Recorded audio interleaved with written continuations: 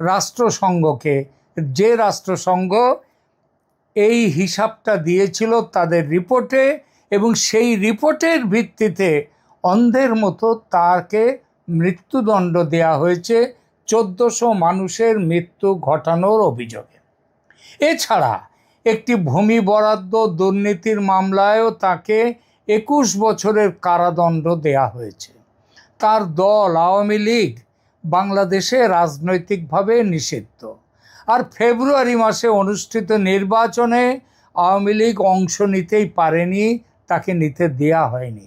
সেই নির্বাচনে বিএনপি 2/3 বেশি আসনে বিশাল জয় পেয়েছে এবং তারেক রহমান প্রধানমন্ত্রী হয়েছে। এই প্রেক্ষাপটে দেশে ফেরার মানে হলো সরাসরি ফাঁসির মঞ্চে হেঁটে যাওয়া। বিশেষ করে নাহিদ ইসলাম মানে এনসিপির নেতৃত্ব, তারা এই কথা একদম ঘোষণা করে বলছে। অল্প বয়স তো, তাদের ছটফটানিটা বেশি। আর জামাতে ইসলামী তারা এইটাই চায়, তাদের যে যুদ্ধবিরোধী যে ভূমিকা ছিল, যুদ্ধ অপরাধীর ভূমিকায় তাদের কয়েকজনের মৃত্যুদণ্ড হয়েছে, সুতরাং তারা হাসিনাকে ফাঁসির দড়িতে ঝুলিয়ে সেই মৃত্যুদণ্ডের প্রতিশোধ নেবে। এটাই হচ্ছে তাদের উদ্দেশ্য। তাহলে কেন শেখ হাসিনা এই ঘোষণাটা করলেন? এখানে কয়েকটা সম্ভাব্য ব্যাখ্যা আছে। প্রথমত, দলকে বাঁচিয়ে রাখার তাগিদ, আওয়ামী লীগ নিষিদ্ধ, নেতৃত্ব ছত্রভঙ্গ, তরুণ কর্মীরা হতাশ, দেশের মধ্যে কর্মীরা সরকারি দমন পীড়নের মুখোমুখি। এই অবস্থায় নেত্রীর আত্মত্যাগের এই ঘোষণা নাটকীয় হলে, নাটকীয় তো বটেই, তবে দলের ভেতরে মোরাল বুস্টার হিসেবে যে কাজ করবে সেটা কিন্তু পরিষ্কার হয়ে উঠেছে। এটা এক ধরনের মার্টিয়ার ন্যারেটিভ বা শহীদ সুলভ ভাবমূর্তি তৈরির চেষ্টা, এবং সেই চেষ্টা দেখে ভয় পেয়ে গেছে কিন্তু বাংলাদেশের সমস্ত রাজনৈতিক দলগুলো, যারা এখন করে কমে খাচ্ছে। শেখ হাসিনার এই যে সিদ্ধান্ত ভবিষ্যতে দলের রাজনৈতিক পুনর্বাসনের পথ একদম পরিষ্কার করে দেবে, প্রস্তুত করবে, এটা সবাই বলছে, তার বিরোধীরাও। দ্বিতীয়ত, তিনি নিজেই বলছেন তার দলীয় নেতাকর্মীদের ওপর দমন পীড়নের কথা।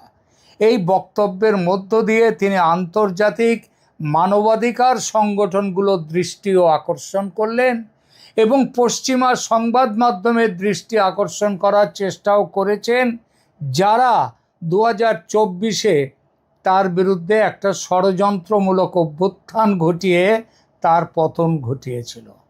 এর ফলে বাংলাদেশ সরকারের ওপর একটা মানবাধিকার চাপ শেখ হাসিনা তৈরি করে দিলেন তার ফেরার ঘোষণার মধ্য দিয়ে।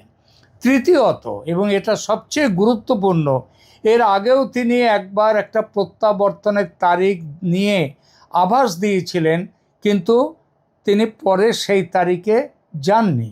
তাই ডিসেম্বরের এই ঘোষণাকেও কোনো বিশ্লেষক বাস্তব পরিকল্পনার বদলে রাজনৈতিক কৌশল বলে দেখছেন, দলকে সক্রিয় রাখার একটা উপায় হিসেবে দেখছেন, যার বাস্তবায়ন সময়ের সঙ্গে পিছিয়ে যেতেও পারে এমন সম্ভাবনার কথা তারা বলছেন।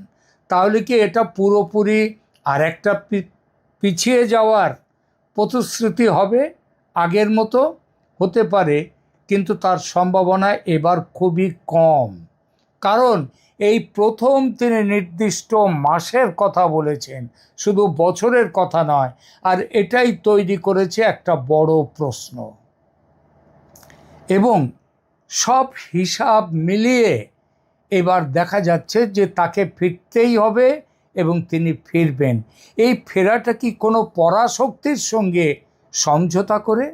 সেই জটিল প্রশ্নটিতে এবার আসি। শেখ হাসিনা কি ভারত বা আমেরিকার সঙ্গে কোনো সমঝোতায় পৌঁছেছেন? প্রথমেই বলে রাখি, প্রকাশ্যে এমন কোনো সমঝোতার কোনো প্রমাণ নেই। তার কথা হয়ে থাকতে পারে ফর্মালি কোনো কথা হয়েছে, সেটা কোনো পক্ষ থেকে আনুষ্ঠানিক কথা হয়েছে এমন প্রমাণ নেই, কেউ বলেনি। শেখ হাসিনা নিজে বারবার এই ধরনের ইঙ্গিত অস্বীকার করেছেন। এনডিটিভি দেয়া সাক্ষাৎকারে, মানে জুন মাসে যে সাক্ষাৎকার দিয়েছিলেন, সেখানে তিনি স্পষ্ট করে বলেছেন তিনি কোনো গোপন ডিল করেন না, গোপন ডিল তিনি প্রত্যাখ্যান করেন, এবং তিনি ন্যায় বিচার ও আওয়ামী লীগের ওপর নিষেধাজ্ঞা প্রত্যাহারের দাবি জানিয়েছেন। অর্থাৎ প্রকাশ্য বয়ানে তিনি নিজেকে কোনো সমঝোতার সুবিধাভোগী হিসেবে নয়, বরং ষড়যন্ত্রের শিকার হিসেবে তুলে ধরেছেন এবং ধরছেন। কিন্তু রাজনীতিতে প্রকাশ্য বয়ান আর প্রকৃত হিসাব সবসময় একরকম হয় না। তাই এবার দেখা যাক, যদি কোনো নিঃশব্দ সমঝোতা থেকেও থাকে, তার সম্ভাব্য রূপ কি হতে পারে এবং কেন এই তিন পক্ষের প্রত্যেকের জন্যেই এমন একটা সমঝোতা লাভজনক হতে পারে। কোন কোন পক্ষ? তিনটে পক্ষের প্রথম পক্ষ ভারত। ভারতের দৃষ্টিকোণ থেকে দেখুন, শেখ হাসিনা গত 2 বছর ধরে দিল্লিতে আশ্রিত। এই আশ্রয় ভারতের জন্য একটা, অনেকে বলেন যে কূটনৈতিক বোঝা হয়ে দাঁড়িয়েছে। আদতে ভারত কিন্তু সেটা মনে করে না। ভারত, শেখ হাসিনা তো মাত্র 2 বছর এসছেন, দালাই লামার বহু বছর, কয়েক দশক ধরে ভারতে আছেন। ভারতে তিনি শুধু নন, বিরাট সংখ্যক তিব্বতীরা আছেন। ভারত বোঝা বলে তাদের মনে করে না। বাংলাদেশের সম্পর্কে টানাপোড়েনের প্রধান কারণ হিসেবে কেউ কেউ বলেন শেখ হাসিনার উপস্থিতিই নাকি ভারত বাংলাদেশ সম্পর্ককে তিক্ত করেছে বর্তমানে। আদতে তা নয়। তারেক রহমান সরকার ক্ষমতায় আসার পর ভারত দ্রুত সম্পর্ক পুনর্গঠনের চেষ্টা করেছে। মোদি নিজে তারেক রহমানকে নির্বাচনী বিজয়ের জন্য অভিনন্দন জানিয়ে ভারতে যত দ্রুত সম্ভব সফর করার আমন্ত্রণ জানিয়েছেন। এছাড়া অনেকেই বলেন যে তারেক রহমানের 17 বছর পর লন্ডন থেকে চলে আসা বাংলাদেশে, তার পেছনেও ভারতের একটা বড় ভূমিকা আছে। কিন্তু ভারতের জন্য ভারতকে বারবার মোহাম্মদ ইউনূসের সরকার, তারেক রহমানের সরকার বারবার বলছে তাকে ফেরত দেওয়ার কথা, শেখ হাসিনাকে ভারত প্রত্যাবর্তনের দাবি জানাচ্ছে। ভারত তা মানেই নি।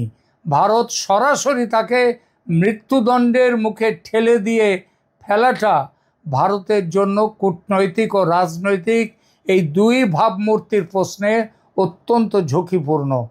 কারণ 25 বছর ধরে ভারত আওয়ামী লীগ সম্পর্ক অত্যন্ত ঘনিষ্ঠ। তাই ভারতের আদর্শ ফলাফল, ভারতের আদর্শ কি, হাসিনা নিজে স্বেচ্ছায় যদি ফিরে যাওয়ার সিদ্ধান্ত নেন, তার দলের কথা বাংলাদেশের কথা ভেবে ভারত সেটাই মেনে নেবে। কিন্তু সে সিদ্ধান্ত নিতে হবে শেখ হাসিনাকে। ভারত নিজে প্রত্যর্পণ করবে না, সেটা মানবেই না। সুতরাং শেখ হাসিনা নিজে সিদ্ধান্ত নিয়ে যদি যেতে চান, ভারত আপত্তি করবে না। এবার আমেরিকার দৃষ্টিকোণ থেকে দেখুন, ওয়াশিংটনের আগ্রহ মূলত বাংলাদেশে একটা গণতান্ত্রিক স্থিতিশীলতা আর মানবাধিকার পরিস্থিতি নিয়ে।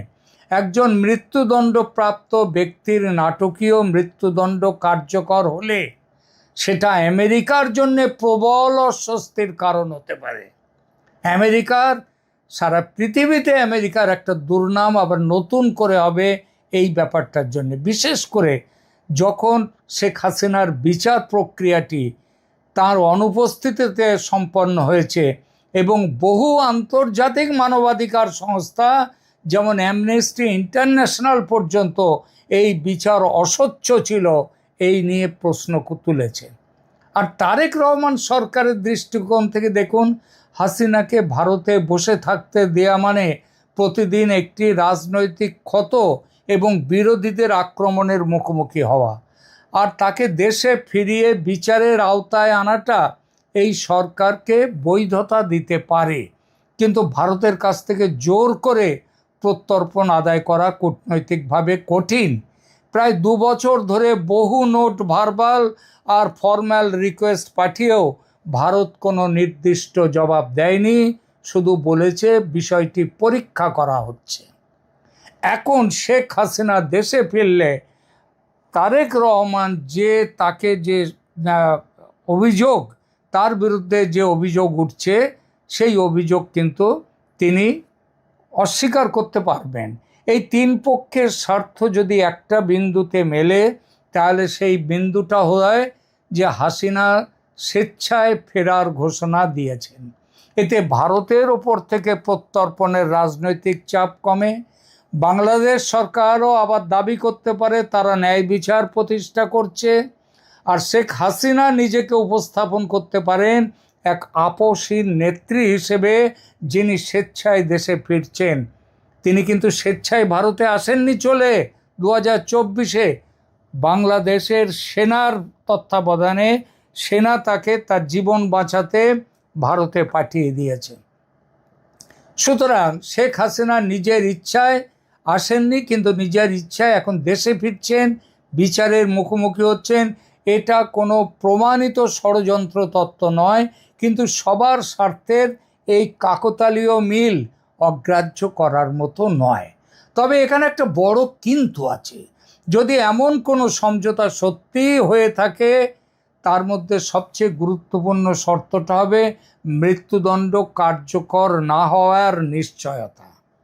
আর এই ধরনের নিশ্চয়তা বাংলাদেশ সরকার প্রকাশ্যে দেয়নি, দিতে পারে না, সে অধিকারও তার এই মুহূর্তে নেই। বরং বিরোধী দল এনসিপির নেতা নাহিদ ইসলাম, জামাতে ইসলামী, তারা প্রকাশ্যে বলছেন হাসিনা ফিরলে ফাঁসির রায় কার্যকর করা উচিত।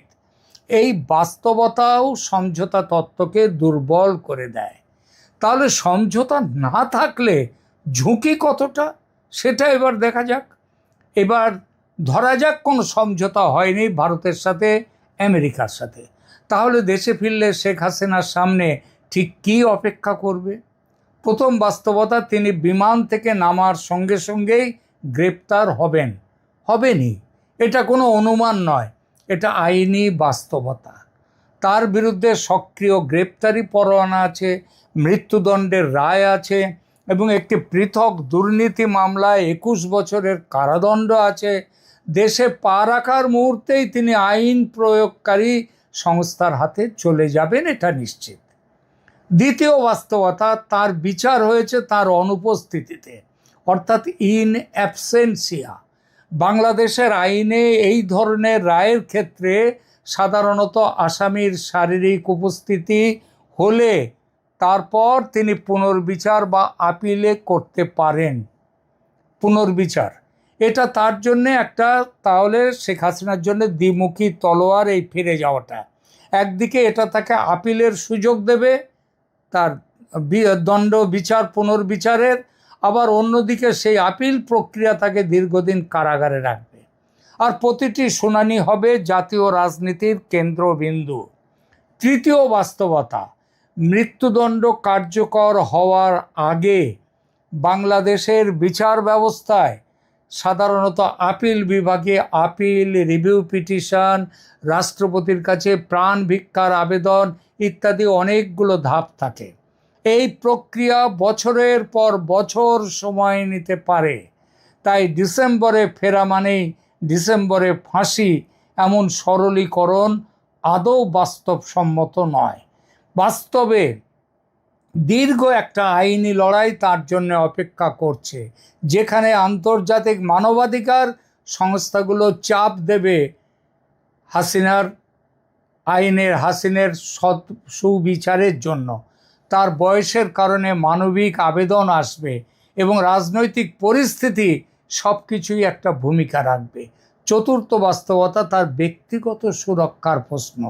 2024 সালের অভ্যুত্থানে নিহতদের পরিবার এবং জুলাই আন্দোলনের নেতৃত্বে থাকা রাজনৈতিক শক্তি, তারা তাদের যারা সেই মৃত্যুর অভিযোগ যাদের পরিবারের বিরুদ্ধে হয়েছে, এখন তো দেখা যাচ্ছে এই অনেক মৃত্যুই হয়েছে যারা পুলিশের গুলিতে নয়, হাসিনা সরকারের যে নিরাপত্তা বাহিনী তাদের গুলিতে নয়, মৃত্যু হয়েছে বরং উল্টো দিকে ষড়যন্ত্রকারীদের গুলিতে।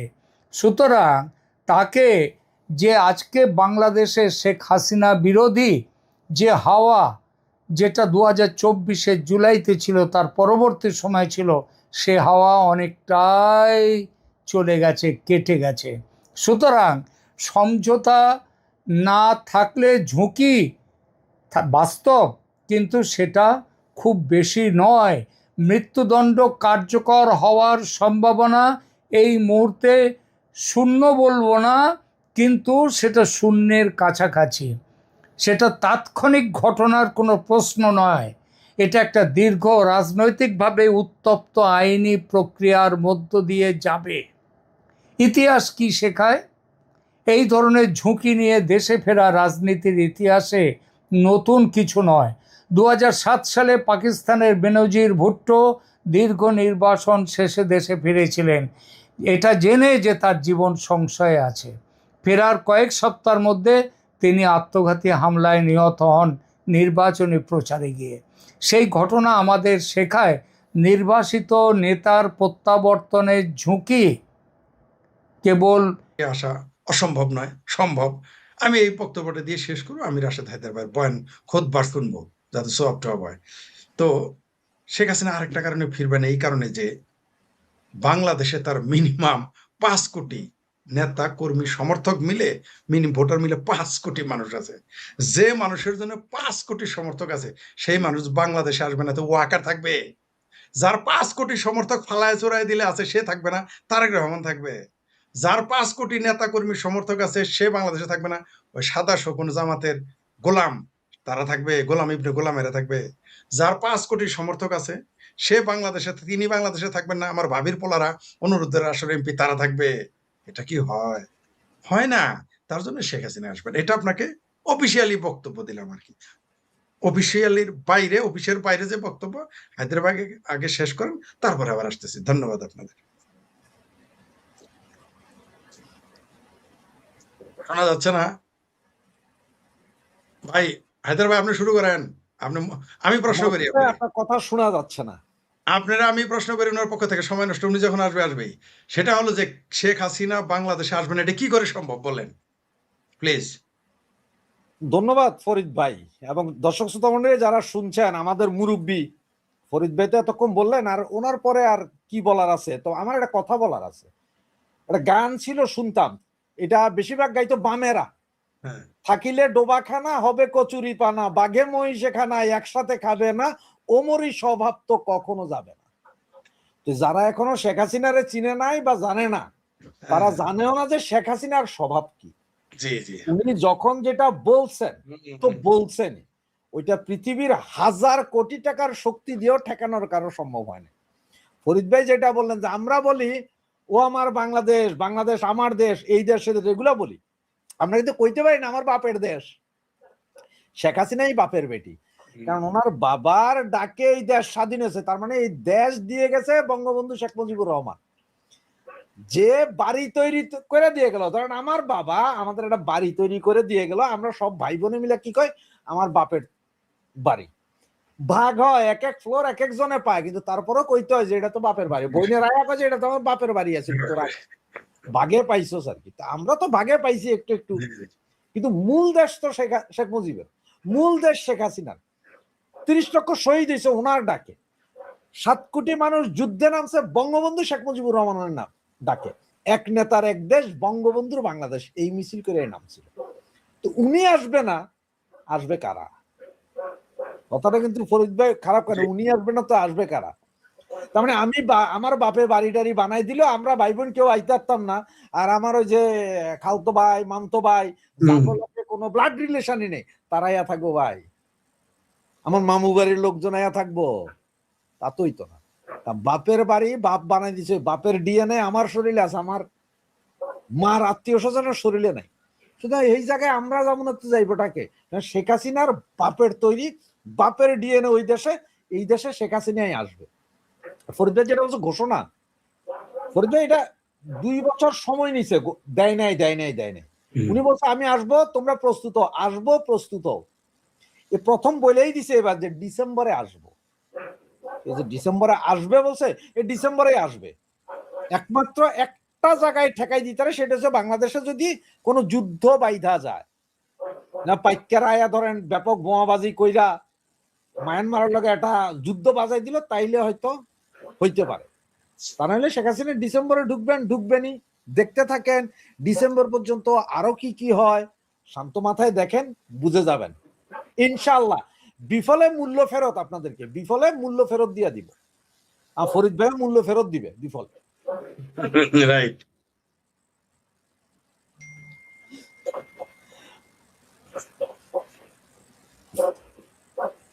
ফরিদ ভাই, বলুন। মাসুদ ভাই কি শুনতে পাচ্ছেন? মাসুদ ভাই এখন শুনতে পাচ্ছেন? মনে হয় শুনতে পাচ্ছে না। আমার দ্বিতীয় প্রশ্ন। আমি আপনাকে জি একটা প্লিজ। প্রশ্ন করি। জি বলেন বলেন। আজকে আমাদের এই যে কষা জাহিদ আছে না, জি পড়া যায়। জি পাঠা জাহিদ, সে পত্রিকাতে, যেহেতু আমি আপনার ফটোকার্ডটা সরাসরি এখানে তুলতে পারবো না, কারণ আমার সেই পরিমাণ অ্যাক্সেস নাই, যার কারণে যে সে কষা জাহিদ একটা বিবৃতি দিছে আজকে। আমি আজকে? আপনাকে এইটা এইভাবে দেখাই, এই যে জি বলেন, এখন পড়ে শোনান। হ্যাঁ, এখন পড়ে শোনান। লেখছে দেশে খারাপ কিছু করার সক্ষমতা আওয়ামী লীগের নেই। আমার কথা হচ্ছে যে আওয়ামী লীগ তো খারাপ দল না, তাহলে খারাপ কিছু করার সক্ষমতা কেন আওয়ামী লীগের থাকবে? ও এটা দিয়ে কি বুঝাইতে চাইছে, আপনার কি মনে হয়? ওই যে বললেন ওটা কষা জাহিদ, আর আমি তার নাম দিয়েছি পাড়া জাহিদ। আগে ছিল মান্না ভাইয়ের পেতিপাড়া, এখন তিনি হয়ে গেছেন তারেক রহমানের পাড়া। সে যে কি বলছে সে নিজেই জানে না। আওয়ামী লীগের খারাপ কিছু করার ক্ষমতা নেই, তা আওয়ামী লীগ খারাপ কিছু তো করবেই না। ক্ষমতা থাকলেই কি না থাকলেই কি, আওয়ামী লীগ খারাপ কিছু কেন করতে যাবে? এবার আসে, আসলে তিনি বুঝাইতে চেয়েছে এই কথাতে যে আওয়ামী লীগ ক্ষমতা দখল করতে পারবে না, মিছিল মিটিং করতে পারবে না। এটা জাহিদ পাড়ার বয়ান। জাহিদ পাড়ার ভোট কয়টা ছিল, সে এখন যে প্রতিমন্ত্রী। যদি জাহিদ পাড়ার 5টা ভোট না থাকার পরেও যদি সে প্রতিমন্ত্রী হইতে পারে, তাহলে 5 কোটি ভোট যার আছে সেই শেখ হাসিনা কি আবার এসে প্রধানমন্ত্রী হতে পারবে না? আমরা কি সেই দেশে গিয়ে রাজনীতি করতে পারবো না? জাহিদ পাড়ায় এখনো সে যে মন্ত্রী হয়েছে, তার এলাকায় যাই কিনা দেখি তার পিছে কয়টা লোক ঘুরে। আর আমরা তো এমপিও না, মন্ত্রীও না, তো দূরের কথা, আমি কোনো শেখ ফরিদ কোনো নেতাও না। আমি গেলে কতজন লোক থাকবে? জাহিদ পাড়ার বাড়ির লোকও আমার সাথে থাকবে, তার এলাকায় গেলে আমার পাশে আসবে আমার সাথে কথা বলতে। জাহিদ পাড়ার জন্য যাবে না। আমরা যেখানেই যাব, আমরা এমপি হই না মন্ত্রী হইলেও তো পরের কথা। আমি শেখ ফরিদ, আপনার রাশেদ হায়দার, আমরা বাংলাদেশের শুধু ঢাকা না, যে কোনো উপজেলার যে কোনো বাজারে গিয়ে দাঁড়াইলে অন্তত 10 জন লোক এসে দাঁড়াবে, এবং ওই 10 জন আমাদের বলবে যে ভাই আমরা চায়ের বিল দিতে গেলে দিতে দিবে না। জাহিদ পাড়া তো মন্ত্রী হয়েছে, যাক না দেখে তার পিছে কয়জন করে আমরা দেখি একটু। তো তাহলে কি এরকম তাহলে আপনার কথায় আমি যদি বুঝলাম, জাহিদ পাড়া বুঝালে যে খারাপ কিছু বলতে মানে সরকার গঠন করতে হ্যাঁ, পারবে না, এটা সে বা বুঝেছে। সে বুঝেছে। ইলেকশন আর সরকার গঠন করা একটা খারাপ জিনিস। হ্যাঁ, এটা তার কাছে খারাপ। এটা তার কাছে হয়তো খারাপ জিনিস। যেমন সে তো খারাপ কিছু করেছে, কারণ সে সাল্লাই কুত্তার নাম বাঘা, কোথাকার কোন কষা জাহেদ পাড়া জাহেদ পেতি পাড়া জাহেদ, হঠাৎ করে মান্না ভাইয়ের জুতা টানা ব্যাগ টানা থলি টানা বাদ দিয়ে হঠাৎ করে তারেক রহমানের প্রতিমন্ত্রী হয়ে গেল। আমরা তো ঢাকা শহরে থেকে আন্দোলন করেছি, আর তারা তো কোনোদিন ওইরকম কিছু দেখি নাই। ন্যূনতম পক্ষে যদি তারেক রহমান মান্না ভাইকে প্রতিমন্ত্রী মর্যাদার বা মন্ত্রী বানাইতো, এমপি বানাইতো, বা তাকে যদি সরকারের উপদেষ্টা বানাইতো, তাও একটা কথা ছিল। কিন্তু রুচিরও তো একটা ব্যাপার আছে ভাই, যে যা খায়। আমার এলাকার এক লোক আছে, তার এলাকায় আমার বাসায় বেড়াইতে আসছে।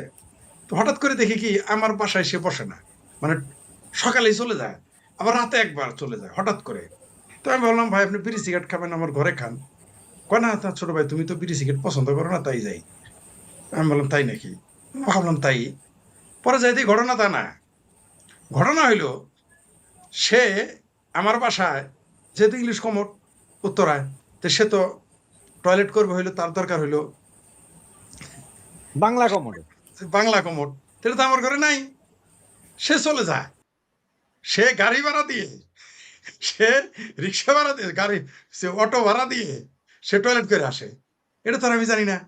এটা আবিষ্কার করলাম 4 দিন পরে। ঠিক আছে? কারণ আমার বিবি সাহেবের আবার একটা বাতিক আছে, মানে তার কাছে আপনি যত বাথরুম পরিষ্কার করেন তার কাছে ওটা গন্ধ করবই। কিন্তু আমি দেখি গন্ধের কথা বলে না, তখন আমার সন্দেহ হয়েছে। তার পিছিয়ে পিছিয়ে একদিন গেছি, গিয়ে দেখি, কারণ আমার তখন ডাউট হলো যে নিয়মিত যায়, একটা মানুষ যখন নিয়মিত যায়, তো আমি সারা পৃথিবীর মানুষ মনে করে আমি এলাম সবচেয়ে বড় বোধাই, সবারই বিশ্বাস করি। তো আমি শেখ ফরিদ রাশেদ ভাইয়েরও বিশ্বাস করি না, আমরা তার বাসুদার বিশ্বাস করি না, কারণ বাপ রাজনীতি করা লোক, এটা তো আর জানা না। কারণ আমার উস্তাদ জসীমউদ্দিন মন্ডল শিখেছে পৃথিবীতে কাউরে বিশ্বাস করবা না, সবাই বিশ্বাস করবা, কিন্তু কাউরে করবা না। আমার উস্তাদ তো জসীমউদ্দিন মন্ডল, কমরেড জসীমউদ্দিন মন্ডল, তার কাছে শিখেছি। বঙ্গবন্ধু কিন্তু এই ভুলটা করেছিলেন, বঙ্গবন্ধু বেশি বিশ্বাস করে ফেলে। কি ফরিদ ভাই, জি বলেন তো। আমাকে আশা করি শোনা জি, যাচ্ছে।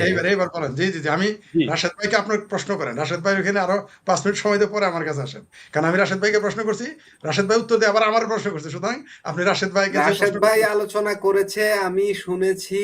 আচ্ছা, একদম। আমি তিনি যদি জো বাইডেন সাহেবের কথাটা মেনে নিতেন যে তাদের একটা বন্দর দরকার, সেন্ট মার্টিন দরকার, চিটাগাং বন্দরে কর্তৃত্ব দরকার, বা করিডোর দরকার, তো তখনই তো তিনি আপোষ করতেন। তো তিনি এখন আপোষ করে সমঝোতা করে মরার জন্য দেশে আসবেন, তখন তো তিনি ক্ষমতায় থাকতে পারতেন পুরো 5 বছর। তিনি তো করেননি। সমঝোতায় তিনি আসবেন এটা আমার মনে হয় না। তিনি সমঝোতা করার মানুষ না। তিনি ভুল সিদ্ধান্ত নিলেও তিনি সমঝোতা করার মানুষ বলে আমার, তাকে নিয়ে আমি 5 বছর যাবো, আবারও বলি এই 2 বছর আমি শেখ হাসিনাকে নিয়ে গবেষণা করেছি, ক্ষমতায় থাকতে 3 বছর আমি যতটুকু পেয়েছি তিনি সমঝোতা করার মানুষ না। তার বহুবিধ সমালোচনা থাকতে পড়তেই পারেন আপনি, তার নীতি, তিনি নিজেও বলেছেন যে একটা দল দীর্ঘ সময় ক্ষমতা থাকলে তার ভুল ত্রুটি হতে পারে, তেমনি একটা ব্যক্তিরও ভুল হতেই পারে। তিনি তো ফেরেশতা না, তিনি তো দেবতা না, তার তো ভুল হইতেই পারে। আমাকে ক্ষমতা দিলে কি আমার ভুল হবে না? এই যে আমরা অনেক কথা বলি, আমাদের কি দুই একটা কথা ভুল হয়ে যায় না? বলতে গিয়ে আমরা কিন্তু ভুল বলে ফেলি, প্রসঙ্গের বাইরে বলে ফেলি, বা বলতে গিয়ে কম বলি বা বেশি বলে ফেলি, বা ভুলই বলে ফেলি, পুরোটাই উল্টো করে ফেলি। যেমন আজকে আমি বলতে গেছিলাম আমির খান, বলে ফেলছি ইমরান খান। বিরাট ভুল। আমি যাকে নিয়ে বক্তব্য দিতেছি পুরো নামটাই বারবার ভুল করে ফেলেছি, বলেছি ইমরান খান, আসলে আমির খান। তো এরকম ভুল মানুষ হতেই পারে। কিন্তু শেখ হাসিনা যা বলেন, ওই যে হায়দার ভাই বলেন, তিনি কিন্তু সেটা করবেন। তিনি যে জীবনের ঝুঁকি নিয়েছেন এটা বলেছেন, এগুলো সাধারণ কথা। তার জীবনের ঝুঁকি আছে, গ্রেপ্তারের ঝুঁকি আছে, তার ফাঁসি হইতে পারে, তাকে মেরে ফেলতে পারে, তাকে সেনাবাহিনী মেরে ফেলতে পারে, তাকে মৌলবাদীরা মেরে ফেলতে পারে। কে তাকে, বাংলাদেশে এই মুহূর্তে মুক্তিযুদ্ধের পক্ষের শক্তির বাইরে যারা আছে সবাই শেখ হাসিনাকে মেরে ফেলার জন্য তৈরি হয়ে আছে। আগেও ছিল, পারে নাই। তাদের তো উদ্দেশ্য ছিল 4 তারিখে শেখ হাসিনাকে মেরে ফেলবে, কিন্তু পারেনি। তারপরে এক নেতৃত্ব বলেই ফেলেছে তিনি শেখ হাসিনাকে ইলেকট্রিক শক দিতে চান। সংসদে, মান সংসদে দাঁড়িয়ে একজন এমপি বলেছেন, কি হাস্যকর ব্যাপার! কোন দেশে বাস করি আমরা, যে একজন এমপি বলে, তার না আর এমপি, যে তাকে শক দিতে চান। তিনি কি বুঝাতে চেয়েছেন আমরা জানি। তো শেখ হাসিনা, এগুলো ঝুঁকি থাকবে অবশ্যই, কিন্তু আমার মনে হয় এগুলো সাধারণ কথা। যে কথা তিনি বলেননি সেগুলো থাকতে পারে না। আমরা এখানে যত কথাই বলি, কিছু কথা তো আমরা বলি না জানলো, বা কিছু প্রশ্ন আছে যেগুলো আপনি করেন না, অন্যভাবে আমরা ইশারায় বলি। অনেক প্রশ্ন আছে, আপনি যদি আমাকে এখন বলেন যে শেখ হাসিনা বাংলাদেশে এসে কি প্রধানমন্ত্রী হয়ে যাবে, আপনার এই কথা তো আমি সরাসরি উত্তর দিব না। দিব কি? দিতে পারি না। বা আপনি যদি আমাকে বলেন যে ভারত সরকার কি তাকে পাঠাচ্ছে, বা আপনি যদি বলেন রাশিয়া তাকে পাঠাচ্ছে, বা আপনি যদি বলেন আমেরিকার সাথে আপোষ করে তাকে পাঠাচ্ছে, আমেরিকা পাঠাচ্ছে, আমি তো এগুলো সরাসরি উত্তর দিব না, বা আপনি এই প্রশ্নগুলো করবেন না। কিন্তু আমি যতটুকু বুঝি, শেখ হাসিনা এগুলো তার সাধারণ কথা, রাজনৈতিক সভানেত্রী হিসেবে তার যেটা কথা সেটা তিনি বলেছেন। কিন্তু আমার কেন যেন মনে হয় যে শেখ হাসিনাকে ফাঁসি দেওয়ার মতো দড়ি বাংলাদেশে সৃষ্টি হয়নি। শেখ হাসিনাকে গ্রেপ্তার করে এইবার নিয়ে যাবে সেই পুলিশগুলো এখন নাই। আর সেনাবাহিনী গ্রেপ্তার করে তো নিয়ে যেতে পারবে না, কারণ তিনি সামরিক ব্যক্তি না। সেনাবাহিনী তাকে হত্যা করতে পারে, কিন্তু সেনাবাহিনী তাকে গ্রেপ্তার করে কোথায় নিয়ে যাবে? পুলিশের কাছেই তো দিতে হবে। সেনাবাহিনী তো নিজে গিয়ে আদালতে দিতে পারবে না, সেনাবাহিনী তো তাকে নিয়ে ক্যান্টনমেন্টে রেখে দিতে পারবে না, এই ক্ষমতা তার নাই আইনত, পৃথিবীতে কোথাও এটা নাই। তাকে নিয়ে পুলিশ গ্রেপ্তার করে পুলিশের কাছে দিতে হবে। তাহলে পুলিশের কাছে দিলে পুলিশ তার কই পাঠাবে? ফাঁসিতে? বাংলাদেশে সেই জল্লাদ পয়দা হয়েছে শেখ হাসিনাকে ফাঁসি দেবে? আপনি কি মনে করেন? আপনাকে একটা জিনিস বলি আমি, 2024-এর 5ই আগস্টের শেখ হাসিনার জনপ্রিয়তা আর 2026-এর জুলাইয়ের জনপ্রিয়তা একসাথে করলে তো হবে না, হবে না। আগে তার নিজের দলের মধ্যে তার জনপ্রিয়তা কমে গিয়েছিল, তার কর্তৃত্ব কমে গিয়েছিল। আর এখন উল্টো হয়েছে, তার দলের ভিতরে শতভাগ তার কর্তৃত্ব প্রতিষ্ঠিত হয়ে গেছে। তার দলের যত কর্মী নিজেদের মধ্যে বিরোধ থাকতে পারে, আমেরিকার আওয়ামী লীগের সভাপতির সাথে অস্ট্রেলিয়ার আওয়ামী লীগের সভাপতির কাইজা থাকতে পারে, ব্রিটেনের আওয়ামী লীগের সভাপতির সাথে ওই যে বাইরের ফ্রান্সের আওয়ামী লীগের সাথে একটু ঠোকাঠুকি লেগে থাকতেই পারে, অথবা মনে করেন যে জার্মান আওয়ামী লীগের ভিতরে একটু কোন্দল থাকতে পারে, থাকতেই পারে। কানাডার আওয়ামী লীগের সাথে মনে করেন যে সুইডেনের আওয়ামী লীগের একটু কোন্দল থাকতেই পারে, বা আভ্যন্তরীণ কোন্দলও থাকতে পারে। কিন্তু শেখ হাসিনার নেতৃত্বের প্রশ্নে সবাই তো এখন ঐক্যবদ্ধ, সেটা দেশের আওয়ামী লীগ হোক আর বিদেশের আওয়ামী লীগ হোক, সুবিধা প্রাপ্ত আওয়ামী লীগ হোক আর সুবিধা না প্রাপ্ত তো আরো বেশি। সুবিধা প্রাপ্তদের মধ্যে একটু দোটানা থাকতে পারে, কিন্তু যারা সুবিধা পায়নি তারা তো শেখ হাসিনার প্রতি শতভাগ নিবেদিত। তাহলে আওয়ামী লীগের ব্যাপারে কোনো আলাপ নাই, 100%। তাহলে আওয়ামী লীগের সারা বাংলাদেশের নেতাকর্মী সমর্থক কথা। এইবার আসেন যারা আওয়ামী লীগ করে না, তারাও কিন্তু এইবার শেখ হাসিনার প্রতি সমর্থন ঘোষণা করেছে। এটা আপনি হয়তো বলবেন তাহলে কোথায় কি আপনাকে লিখে দিয়েছেন? না, আমরা 64 জেলাতে ফোন করি, আমরা 560টা উপজেলাতে ফোন করি, আমরা বাংলার আনাচে কানাচে অলি গলিতে আমরা ফোন করি, কথা বলি সাধারণ মানুষের সাথে, আওয়ামী লীগের নেতা কর্মী না। আমি সবচেয়ে কম কথা বলি আওয়ামী লীগের নেতা কর্মীর সাথে, বড় বড় নেতারাও ফোন দেয়, আমি ধরি না। ধরি না মানে মনে থাকে না, সময় নাই, ইত্যাদি ইত্যাদি। এই জন্য ক্ষমা করবেন, আপনারা বড় বড় নেতা, আপনাদের মতো মহান নেতারা আমাকে ফোন করেন, রিসিভ করতে পারি না, আন্তরিকভাবে দুঃখিত। আপনারা কর্মীদের ফোন করেন, তাহলে উপকারটা বেশি হবে। যাই হোক, সেটা অন্য বিষয়।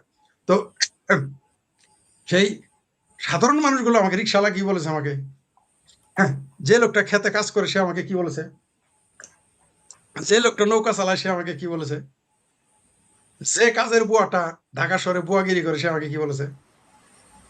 বাংলাদেশের খোঁজ যদি আপনি নিতে চান, শুধু আওয়ামী লীগ বিএনপির বড় বড় নেতারা ফোন করলে তো আপনি দেশের খবর বুঝবেন না।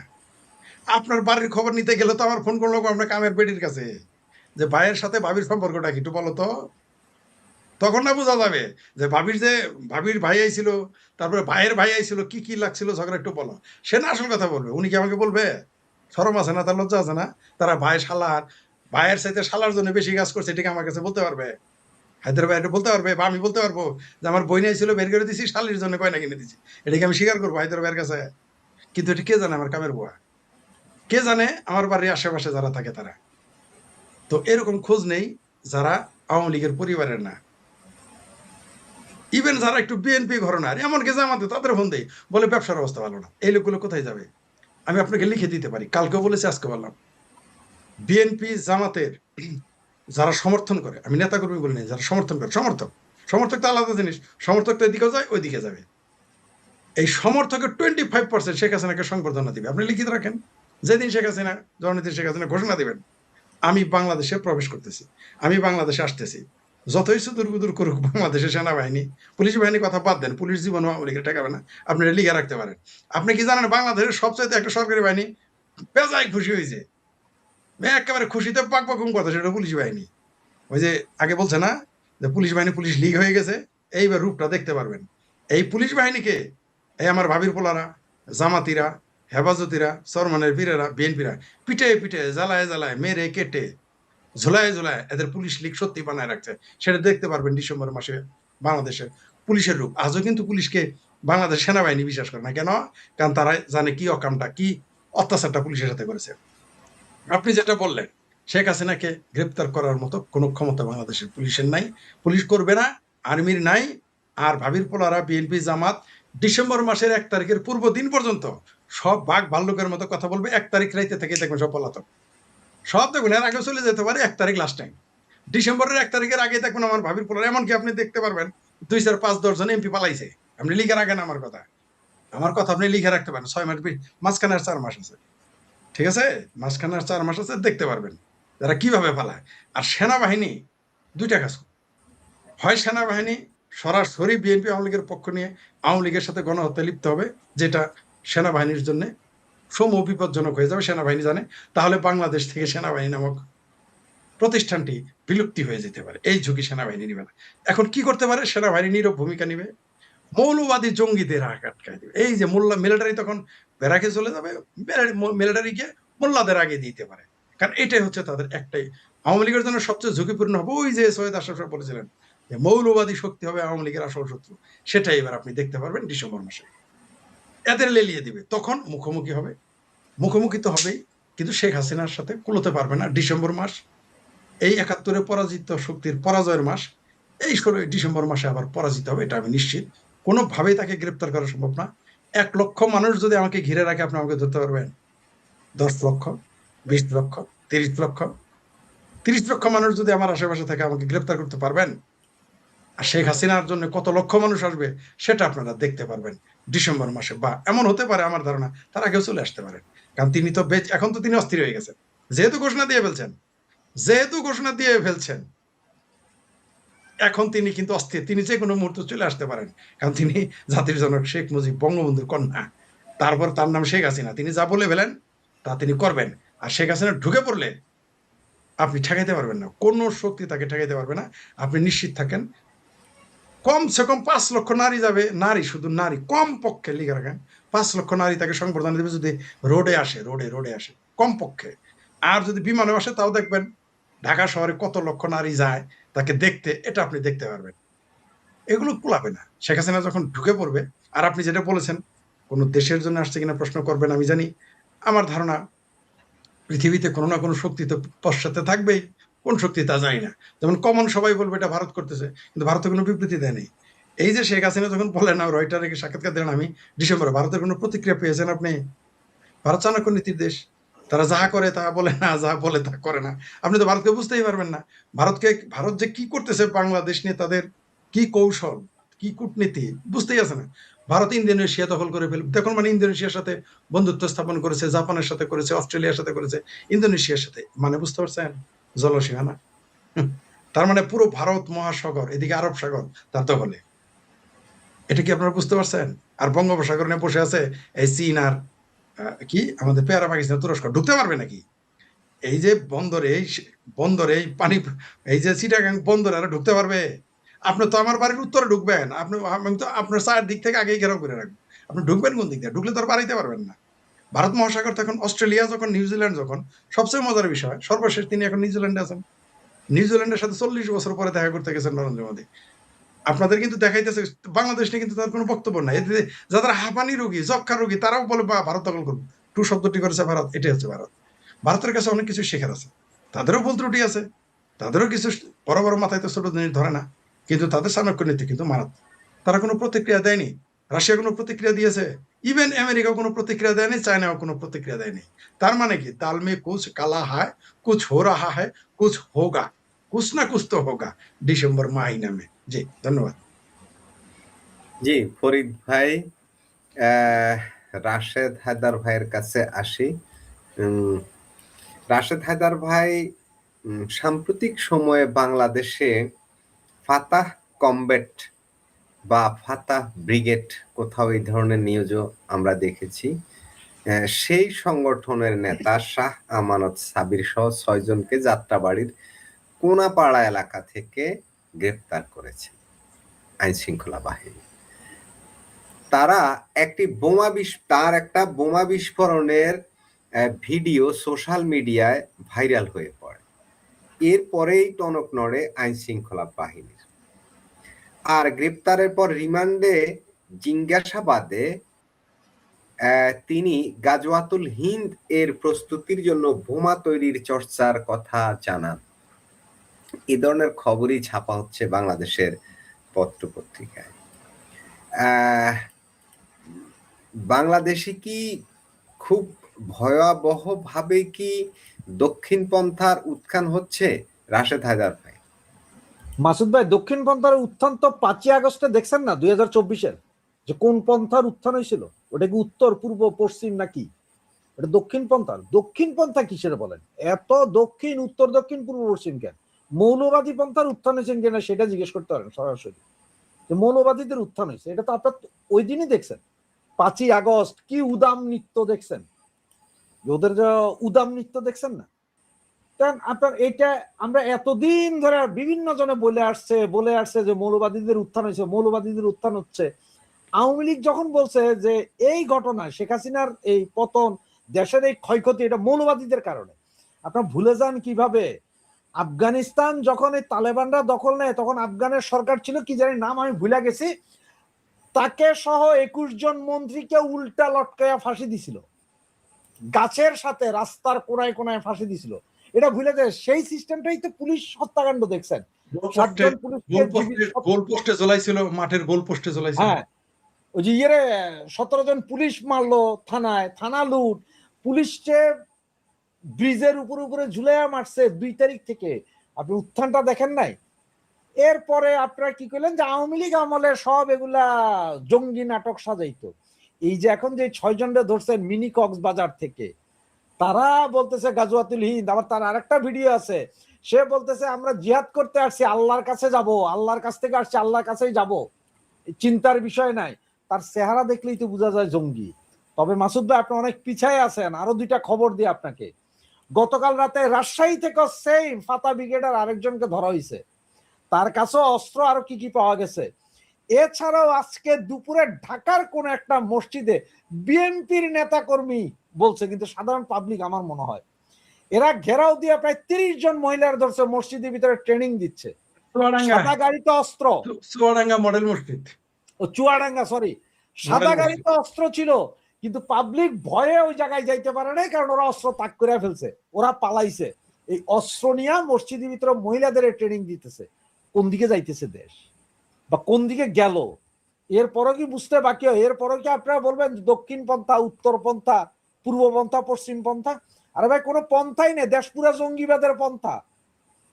সাদা পতাকা ঝুলে আমাদের বলা যায় এটা লা ইলাহা ইল্লাল্লাহ মুহাম্মাদুর রাসূলুল্লাহ, এটা আমাদের কলেমার পতাকা। কলেমার পতাকা আমার কোনো সমস্যা নেই, আমি মুসলমানের বলে আপনি আমার দেন, আমি ঘরে সাজায় রাখবো, একদম পাইন্দা সাজায় রাখবো আমি। সেটারে কালো রং, কালো ক্যালিগ্রাফি, সাদা রং, মানে যেগুলা আইএস ব্যবহার করছে সেইগুলা দিয়া ঝুলাইতেছেন।